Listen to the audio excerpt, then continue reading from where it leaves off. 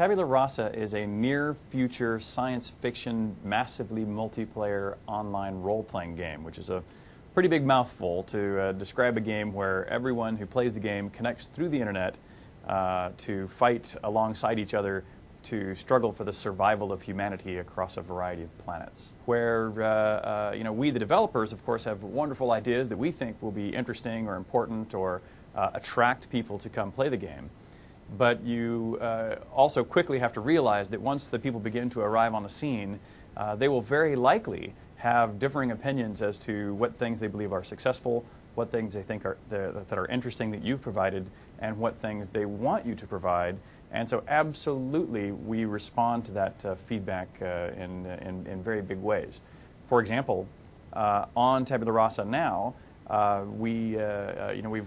already had a game that we think the combat system and the loot systems and treasure collecting and character advancement have been working very well, and the players fortunately seem to be really enjoying that. But we quickly realized that the importance we had put upon trade and commerce between players wasn't nearly as high as the players had come to grow to want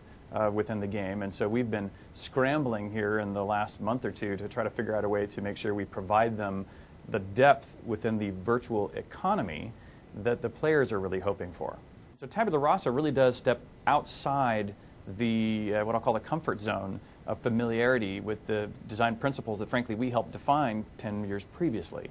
And so not only will players see some of these more shooter-style overtures in the user interface and the pace of play, but you'll also see things like the creature or enemy artificial intelligence, where most MMOs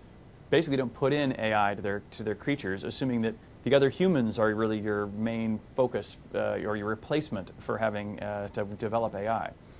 Whereas in Tabula Rasa, you'll find the opponents are very well aware of the 3D environment. And when you're in combat with them, instead of standing there and trading shots, they will maneuver to a position where they have a good line of sight on you to get a clear shot. And likewise, they will try to get out of being in a clear shot of your attack,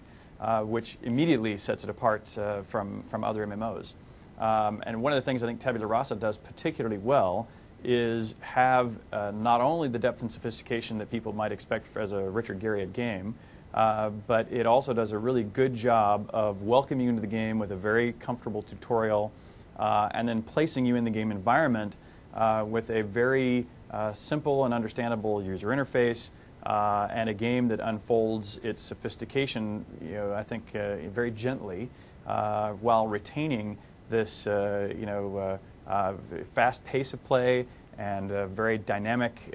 changing environments. And then, of course, lots of over-the-top animations and special effects that are kind of one of the salient rewards of your participation. True first-person shooter players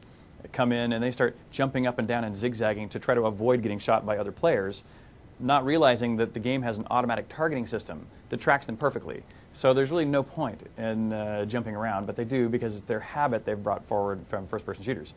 On the other hand, people who come from traditional MMOs, when they come in, don't realize the sophistication of the AI of the opponents we've created. And they tend to just walk up to an opponent, stand right in front of them, and try to trade blows, which is a losing proposition because in reality, you wouldn't walk like Rambo down the center of the street. You would go from cover to cover, from thick wall to thick wall, slowly picking your way down the street, which is, again, the behavior that is reinforced and supported in Tabula Rasa. So almost any group that comes from other genres has a little bit of we have a problem of expectation management, you might say. But I think the people who haven't played MMOs are the ones who actually come to it and kind of immediately get it,